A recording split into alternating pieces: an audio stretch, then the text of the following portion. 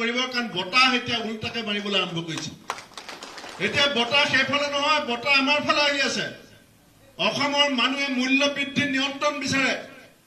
অসমৰ মানুহে electricity bill কমাই দিয়াটো বিচাৰে অসমৰ মানুহে মেডিচিনৰ দাম কমাটো বিচাৰে অসমৰ যুৱ প্ৰজন্মই সংস্থাপন বিচাৰে ইয়াত দেৱানন্দ বহি আছে ঈশ্বৰ বহি আছে কচনা মিছা কক কালি 25 জন বিজেপিৰ যুৱ নেতাই আমাৰ দলত যোগদান কৰিবৰ কাৰণে তেওঁলোকৰ উপস্থিতিত মুখ কথা পাতিছে পাতিছিল না কালি 25 জন যুৱ নেতা লখিমপুৰ জিলাৰ মুখ লগ ধৰিছে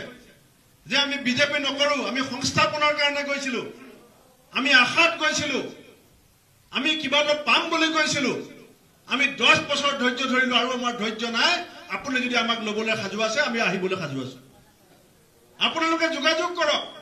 নতুন প্ৰজন্ম বিজেপিৰ সম্পৰ্কত যদি আজি আটাইতকৈ বেছি হতাশ হৈছে অসমৰ নতুন প্ৰজন্মটো হতাশ হৈছে